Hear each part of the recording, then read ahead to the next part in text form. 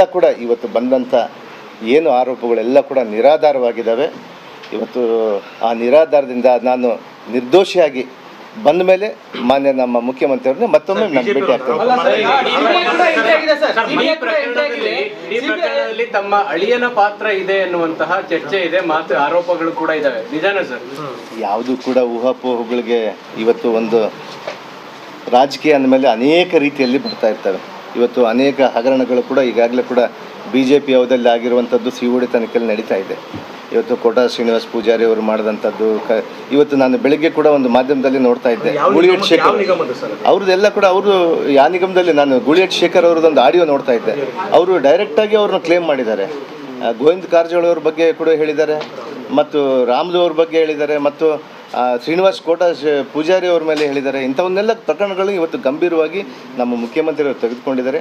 ಅವ್ರು ಏನಾದರೂ ಕಂಪ್ಲೇಂಟ್ ಕೊಟ್ಟರೆ ಈಗಾಗಲೇ ಕೂಡ ಮಾನ್ಯ ನಮ್ಮ ಗೃಹ ಮಂತ್ರಿಗಳು ಕೂಡ ಹೇಳಿದ್ದಾರೆ, ಅದನ್ನು ತನಿಖೆ ಮಾಡ್ತೀವಿ ಅಂತ ಹೇಳಿ ಕೂಡ ಹೇಳಿದ್ದಾರೆ. ಆತ್ಮಹತ್ಯೆ ಮಾಡ್ಕೊಂಡಿರುವಂಥ ಅಧಿಕಾರಿ ನಿಮ್ಮ ಹೆಸರನ್ನ ಅವರು ಪ್ರಸ್ತಾಪ ಮಾಡಿದ್ದಾರೆ ಅನ್ನುವಂಥದ್ದಕ್ಕೆ ಇದೆಲ್ಲ ಇಷ್ಟ ಆಗ್ತದೆ. ಇಲ್ಲ, ನನ್ನ ಹೆಸರು ಎಲ್ಲಿ ಕೂಡ ಉಲ್ಲೇಖ ಮಾಡಲಿಲ್ಲ ಅವರು. ಅಂದರೆ ಸಚಿವರು ಅನ್ನೋದನ್ನ ಸಚಿವರು ಅನ್ನೋದು ಯಾವ ಸಚಿವರದ್ದು ಹಾಗಾದರೆ ಯಾವ ಸಚಿವರು ಅಂತ ಬರುತ್ತೆ. ನಾನು ಅದಕ್ಕೆ ಇಂಥ ಒಂದು ಇದಕ್ಕೆ ನಾನು ಹೋಗೋದಿಲ್ಲ, ಅಂತೆಕಂತೆಗಳ ಬಗ್ಗೆ ಹೋಗೋದಿಲ್ಲ. ನನ್ನ ಮನಸ್ಫೂರ್ತಿಯಾಗಿ ನಾನು ಹೇಳ್ತಾ ಇದ್ದೀನಿ, ನನ್ನ ರಾಜೀನಾಮೆಯನ್ನು ಯಾರು ಒತ್ತಡದಿಂದ ನಾನು ಮಾಡ್ತಾ ಇಲ್ಲ. ಮಾನ್ಯ ಮುಖ್ಯಮಂತ್ರಿಯವರು ಕೂಡ ಭಾಳ ಸ್ಟಬ್ಬನ್ ಆಗಿದ್ದರು. ನಿನ್ನ ಮಾಡುವಂಥದ್ದು ಯಾವುದೇ ಪ್ರಶ್ನೆ ಬಂದಿಲ್ಲ, ನೀನು ನಿರಪರಾಧಿ ಅಂತ ಹೇಳಿದ್ದಾರೆ. ಮುಖ್ಯಮಂತ್ರಿಯವರು ಹೇಳಿದ್ದಾರೆ, ಉಪಮುಖ್ಯಮಂತ್ರಿಯವರು ಹೇಳಿದ್ದಾರೆ, ಎಲ್ಲರೂ ಹೇಳಿದ್ದಾರೆ. ನನ್ನ ಹಿತೈಷಿಗಳು ಕೂಡ ನನ್ನ ಕ್ಷೇತ್ರದಿಂದ ಭಾಳ ಜನರು ಹೇಳಿದ್ದಾರೆ, ಹಿಂಗೆ ಕೊಟ್ಬಿಟ್ರೆ ಹೆಂಗೆ ಏನಾಗುತ್ತೆ ಅಂತೇಳಿ. ಯಾವುದು ಕೂಡ ಇದಕ್ಕೆಲ್ಲರೂ ಪೂರ್ಣವಾಗಿ ತನಿಖೆ ನಡೆಯುತ್ತೆ. ತನಿಖೆಯಲ್ಲಿ ಸತ್ಯಾಂಶ ಬಂದ ಮೇಲೆ ಮತ್ತೆ ನಾನು ಬರ್ತೀನಿ ಅಂತ ಹೇಳಿದ್ದೇನೆ. ಹೌದು, ಎಲ್ಲ ಕೂಡ ಯಾವುದು ಕೂಡ ನನ್ನ ಗಮನಕ್ಕೆ ಬಂದಿಲ್ಲ. ಈಗಾಗಲೇ ಕೂಡ ನಾನು ಅವತ್ತೇ ನಾನು ಇದೇ ನನ್ನ ಕೊಠಡಿಯಲ್ಲಿನೇ ನಾನು ನಮ್ಮ MD ಅವ್ರನ್ನ ಸಸ್ಪೆಂಡ್ ಮಾಡಿ ನಡಿ ಈಗ ಶುರು ಮಾಡೋಣ.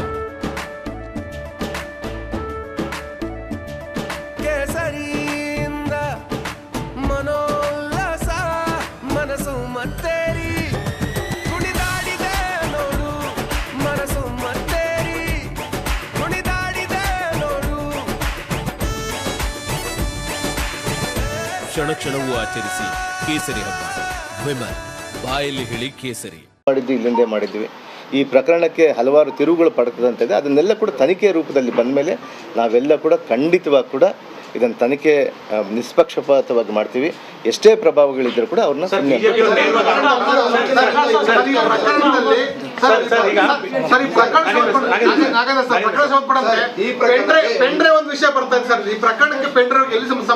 ಏನು ಗೊತ್ತಿಲ್ಲ ನನಗಂತೂ. ಪೆನ್ ಡ್ರೈವ್ ಅಂದ್ರೆ ಒಂದೇ ಪೆನ್ ಡ್ರೈವ್ಗಂತೂ ಈ ರಾಜ್ಯದ ಜನರಿಗೆ ಗೊತ್ತು. ಈ ಪೆನ್ ಡ್ರೈವ್ ಬಗ್ಗೆ ನನಗಂತೂ ಗೊತ್ತಿಲ್ಲ. ತುಂಬಾ ಧನ್ಯವಾದಗಳು. ಕಳೆದ 10 ದಿನಗಳಿಂದ ತಾವೆಲ್ಲರೂ ಕೂಡ ಬಹಳಷ್ಟು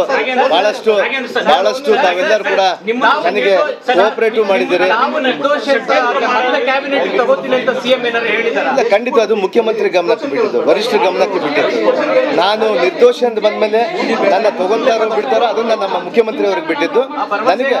ನನಗಿಲ್ಲ ಯಾರು ಕೂಡ ಇವತ್ತು ಮುಖ್ಯಮಂತ್ರಿ ಅವ್ರಿಗೆ ಯಾರನ್ನಾದ್ರೂ ತೆಗಿಬೋದು, ಯಾರನ್ನಾದ್ರೂ ಇಟ್ಬೋದು. ಅಂತ ಸಂದರ್ಭದಲ್ಲಿ ನನಗೆ ಖಂಡಿತವಾಗಿ ನನಗೆ ನಂಬಿಕೆ ಇದೆ. ನಾನು ನಿರ್ದೋಷಿಯಾಗಿ ಬಂದ ಮೇಲೆ ಆ ಮಂತ್ರಿಮಂಡಲ ಸೇರಿಸ್ಕೊಂತಾರೆ ಬಿಡೋದು ನಮ್ಮ ವರಿಷ್ಠರು, ಮಾನ್ಯ ಮುಖ್ಯಮಂತ್ರಿಯವರಿಗೂ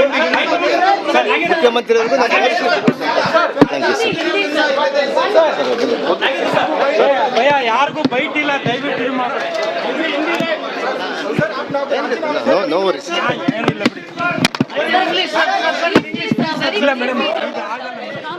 ಅಲ್ಲಿಗೆ ಸಚಿವ ನಾಗೇಂದ್ರ ಅವರನ್ನ ಮಾಜಿ ಸಚಿವ ಅಂತ ಕರೆಯೋ ಸಮಯ ಸನ್ನಿಹಿತ.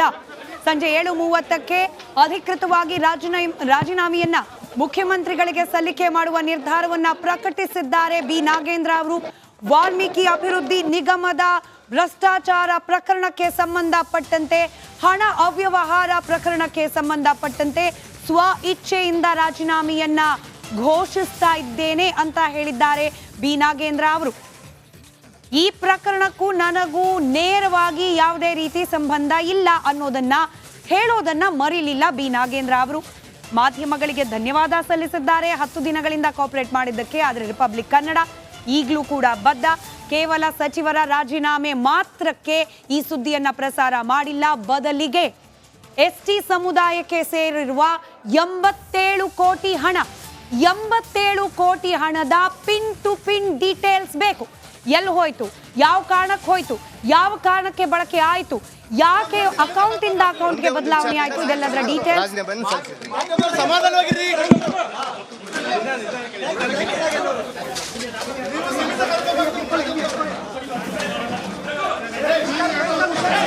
ಡಿ.ಕೆ. ಶಿವಕುಮಾರ್ ಅವರಿಗೆ ಮತ್ತು ನಮ್ಮ ವರಿಷ್ಠರಿಗೆ ಯಾರಿಗೂ ಕೂಡ ಮುಜುಗರ ಆಗಬಾರ್ದು ಅನ್ನುವಂಥ ವಿಚಾರದಿಂದ ನನ್ನ ಸ್ವ ಇಚ್ಛೆಯಿಂದ ರಾಜೀನಾಮೆ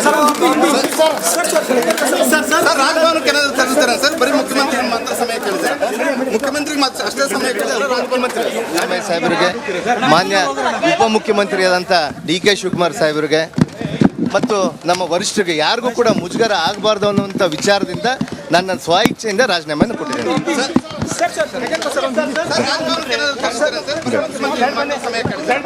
ಮುಖ್ಯಮಂತ್ರಿಗೆ ಮಾತ್ರ ಅಷ್ಟೇ ಸಮಯ ಇಲ್ಲ, ಉಪಮುಖ್ಯಮಂತ್ರಿ ಅವರು ಕೂಡ ಸಮಯ ಕೇಳಿ. ಅಲ್ಲ, ರಾಜಭವನಕ್ಕೆ ಏನಾದರೂ ಇಲ್ಲ, ನಾನು ಮುಖ್ಯಮಂತ್ರಿಗೆ ನಾನು ಸಲ್ಲಿಸ್ತೀನಿ, ಅಲ್ಲಿ ಗೊತ್ತಾಗುತ್ತೆ. ಸರ್ ಒಂದು ಹಿಂದಿ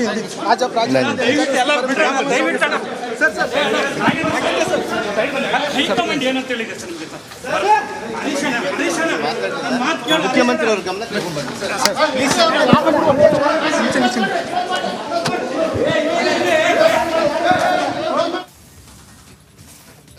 ಸ್ವ ಇಚ್ಛೆಯಿಂದ ರಾಜೀನಾಮೆ ನೀಡ್ತಾ ಇದ್ದೇನೆ ಅನ್ನೋದನ್ನ ಪ್ರಕಟಿಸಿದ್ದಾರೆ ಬಿ ನಾಗೇಂದ್ರ. ಮುಖ್ಯಮಂತ್ರಿಗಳಿಗೆ, ಉಪಮುಖ್ಯಮಂತ್ರಿಗಳಿಗೆ ರಾಜೀನಾಮೆ ಪತ್ರವನ್ನ ಸಲ್ಲಿಕೆ ಮಾಡ್ತೇನೆ. ನಾನು ಈಗ ಆಲ್ರೆಡಿ ನಾಯಕರ ಜೊತೆ ಮಾತನಾಡಿದೆ, ಆದರೆ ಯಾರು ಕೂಡ ನನ್ನ ಮೇಲೆ ಒತ್ತಡ ಹಾಕಲಿಲ್ಲ.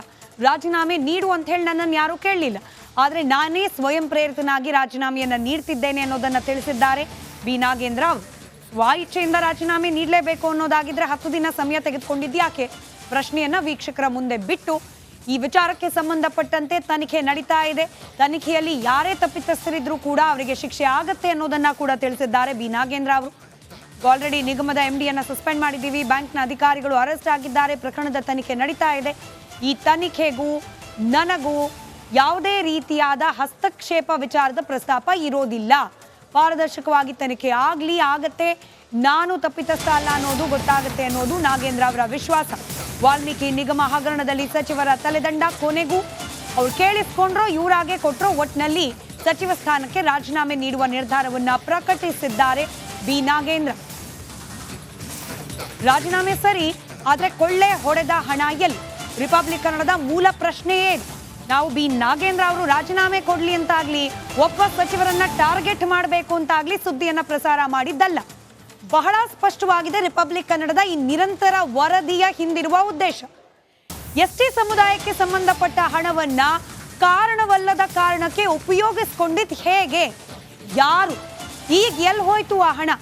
ವಾಪಸ್ ಬರುತ್ತೆ ಅಂತ ಹೇಳಿ 6 ಗಂಟೆಯ ಡೆಡ್ಲೈನ್ ಅನ್ನ ನೀಡಿದ್ರು. ಚಂದ್ರಶೇಖರನ್ ಅವರು ಆತ್ಮಹತ್ಯೆ ಮಾಡಿಕೊಂಡ ಸೇಮ್ ಡೇ ಇದೇ ಸಚಿವ ನಾಗೇಂದ್ರ ಅವರು. ಆದ್ರೆ ಇಲ್ಲಿವರೆಗೂ ಕೂಡ ಹಣ ವಾಪಸ್ ಬಂತಾ ಇಲ್ವಾ?